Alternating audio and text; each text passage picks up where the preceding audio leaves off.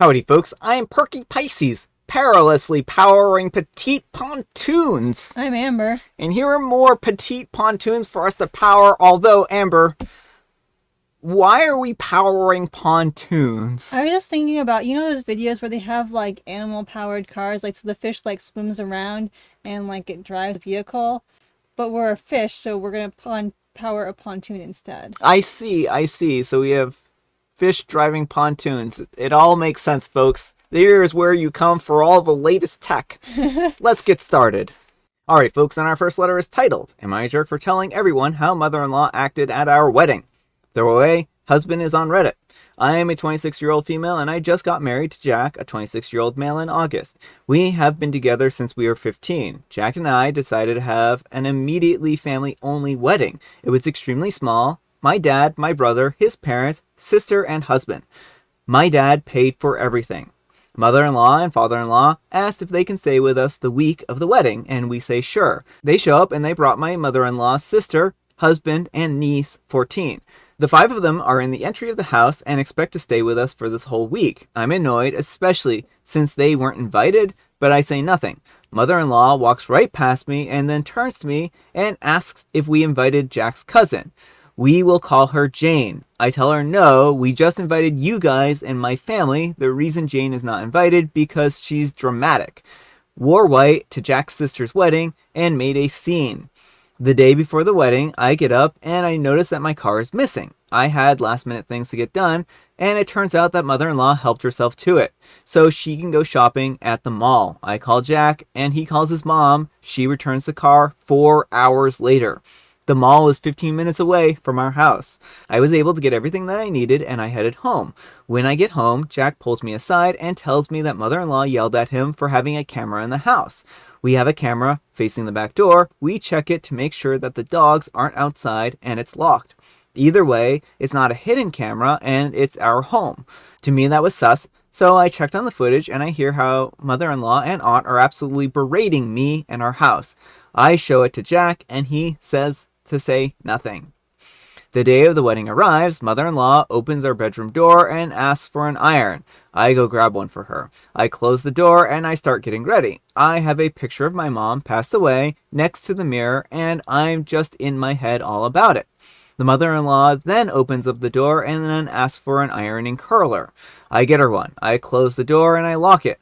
I call my dad to linger outside the door. The limo arrives to pick me and my husband up to bring us to the church. Before I get out the door, mother-in-law, father-in-law, aunt, uncle, niece get into the limo and open the special bottle that my dad kept from his wedding. So now it's me, Jack, and all his family in the limo on the way to the church, like a clown car. They drink the whole bottle, which I wanted to share with my dad and brother. At the reception, Jack and I catch mother-in-law going through the wedding envelopes to see what everyone gave. She is pulling money out and telling Jack his sister is cheap. Again, I say nothing. The last straw was when I looked around and mother-in-law and aunt were missing. I find them hiding and call Jane, who didn't even know about the wedding, and tell her that she wasn't invited. Lastly, I got my photos back from our photographer. Aunt, mother-in-law, and uncle are doing the peace signs behind our heads in every group picture. I told my friends what happened because it bothers me, but my husband says that I'm the jerk because I shouldn't tell anyone. Am I the jerk? Alright folks, what do you think? Should OP have told anyone about this? Not the jerk, but you also have a husband problem. Yeah. Like, why didn't your husband step in and deal with his family at any point during this process? That's what's boggling my mind here. Like, it seems like he's one of those pushovers, like, oh, I just want to keep the peace. That is not acceptable. This is his family. He should have put his foot down when they showed up with extra uninvited guests. He should have put his foot down when they stole your car. He should have put his foot down when they tried getting in the limo. Like, there's so many places along here where he should have put his foot down, and none of this should have ever have happened. Yeah, I feel bad for OP because it seems like the mother-in-law basically made this whole wedding about herself and really didn't even care about it or make it anything special. She just wanted to essentially rain on OP's parade. And the husband did nothing to put an end to her bad behavior. I mean, it would have been one thing to pull her aside and say, look, you're acting out of line here. You need to pull yourself together and not act this way or something like that, right? But certainly when the limo came up, that should have been an immediate type of thing where he should have said, no, this isn't a limo for all of us. This is a limo for me and my bride. We're going to go to the wedding together in our limo. And if he doesn't want his mom's bad behavior talked about, then he should do something about his mom. Yeah. She deserves to have her bad behavior called out because it is bad. And he deserves to have his bad behavior called out because an apathy towards a situation like this doesn't make him any better than his mother, right? Enabling his mother's behavior makes him culpable to some degree.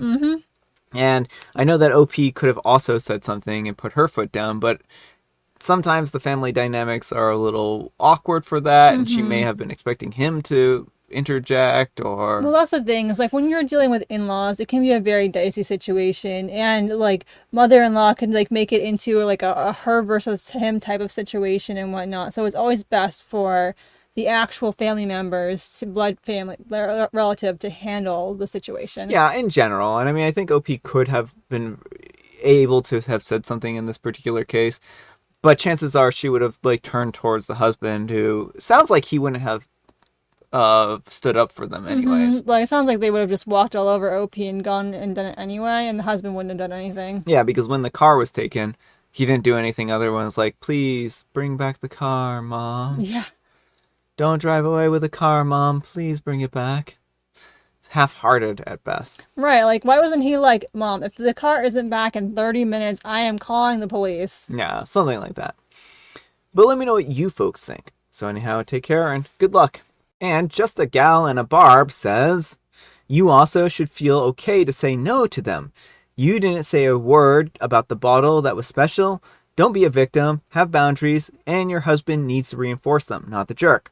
OP replies, it's hard to explain in such a short amount of text. We have, but they were already in our limo. They didn't even wait for us to get in first or wait for us to come outside. When we got in, it was gone. My dad is still hurt to this day by it. So, I mean, that is a bad situation right there.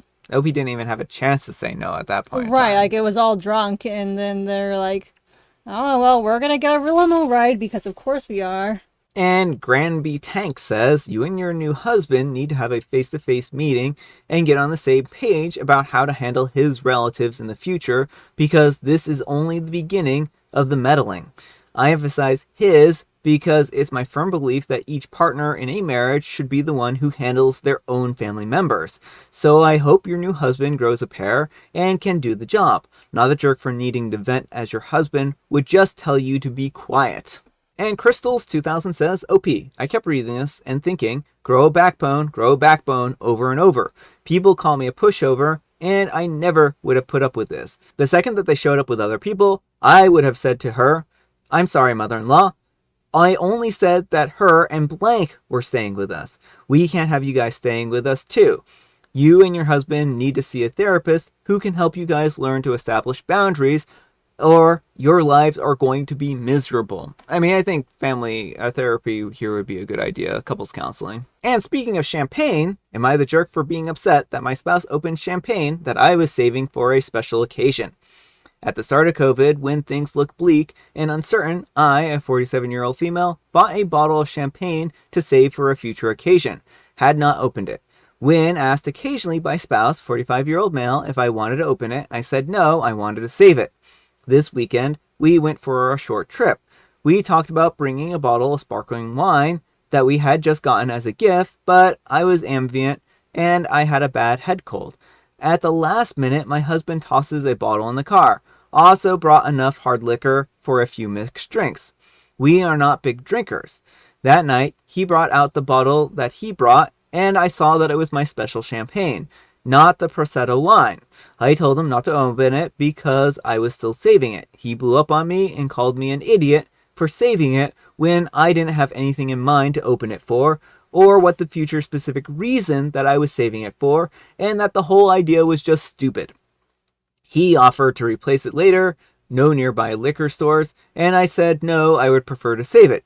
He yelled at me more for being stubborn, and then went ahead and opened it. He had maybe a 4 to 6 ounce glass, and then sucked the cork in it. I didn't have any. I am still mad, and he thinks that I overreacted since he can just buy another bottle. Things are very strained between us in figuring out how to move forward when I'm still so angry. Am I the jerk? All right, folks, what do you think? Jerk or not the jerk? Not the jerk. He stole your champagne. And there's sentimental value here that he's not thinking about. You know, OP was at a very bleak time when she bought this and has been saving it for just the right moment. And so I cannot fault her for being upset that he kind of like took away this symbol of hope and like, I'm gonna drink it. You can't even drink right now because you're feeling gross. I'm gonna drink this right in front of you without your consent, and I'm gonna ruin that, you know, hope you have here. I'm very concerned about the husband's behavior. He's a verbally abusive individual, derides OP for something that she had that she thought was special, and continues to insult and berate her. This isn't a healthy relationship, and I think that just from this small glimpse that this may be a relationship that OP should leave. I mean, if this is a pattern of behavior, then OP should look into a domestic violence resource center and look into leaving this relationship. This isn't a healthy relationship, and he doesn't have a right to belittle you, insult you, degrade you just because you held a special thing, had a sentimental attachment to this bottle of champagne. So, that's my thoughts on that. But let me know what you folks think. So anyhow, take care and good luck. And OP also has a message on the post. Details I'll try to add and answer some questions. This is my first post and I missed some things. It's not a fake post. This wasn't a short romantic trip, but a 7-day family one. 10-year-old got a front row seat to the meltdown. Stayed in a cabin 30 minutes from the nearest town.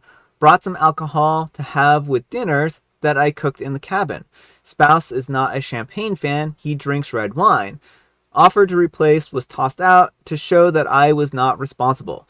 Did not expect instant replacement, but meant that he could not run out for a bottle of wine if that was what he wanted. Our state-run stores no longer carry this maker, Louis Rodier, and state forbids mail order. If he did replace it, I would expect a black bottle of Brut or the equivalent, stored on its side in a cool, dark room. As for married people not having the right to own something by themselves, that's archaic. We both have decent jobs, a roof over our heads, and our bills covered. If he, for example, had a vintage comic book, I would not take it out of its protective sleeve and read it while eating Doritos, especially if there were other reading materials around. Yeah, that's bizarre idea right there. Like, married people are 100% able to have their own property.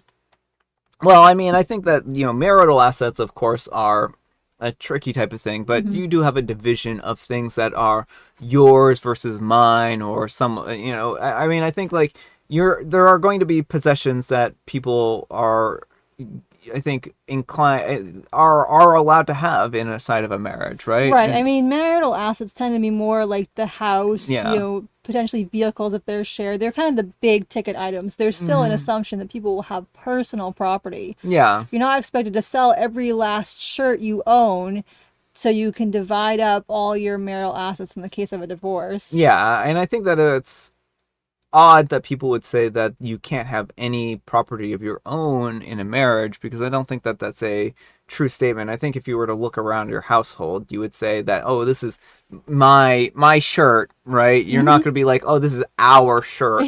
My wife and I both jointly own this shirt. While technically maybe legally true to some degree, I think that we would all agree in the common vernacular that's not really what is meant by the marital property. Well, and no judge who's giving a divorce decree is going to expect everyone to liquidate absolutely everything they own. You can't have your own underwear because that's marital property. Yeah. And Leah the Vagabond says, not the jerk. And I don't think that it matters what made that bottle particularly special. The fact is that it was yours, that you bought it, and that you specifically asked no, do not open it, and it sounds like he did it out of spite. The fact that he had a temper tantrum and then crossed boundaries so willingly is massively concerning. This isn't about the bottle. You have much bigger problems here, like disrespect for you, what you want, and your things. And Humble Plantain 5918 says absolutely this. There wasn't anything about the champagne that would make it reasonable to open against OP's wishes. There was no such thing as a champagne emergency. OP has the right to save it for whatever she wants or nothing at all, and she shouldn't need to justify it. Hubby yelling at her and opening it out of spite was way out of line, and he can't fix his attitude by buying a new one. Alright folks, it is tea time. Grab your beverages of choice. I've got some tea right here, and Amber, she has allegedly a joke for us. Margaret, why are you so upset? Abby, my teacher yelled at me for something I didn't do. Margaret, what was it? Abby, my homework. Ha! That wasn't too bad, Jovial Bobstein. I'll give that one to you. I actually got a sincere laugh out of that. Good job, Jovial Bobstein. And I have licorice spice. Alright, folks, that's all the time we have for today. Thank you so much for watching. Happy special Sunday, folks. And you know what makes it special? You do. And Amber does too. And Brian too. Amber, we need some kind of moral advice and or guidance. And please have it on other people's champagne. Don't take what's not yours. If you want some champagne, go to the store. I like it. I like it. Thanks so much for watching, and we'll see you all tomorrow. Bye.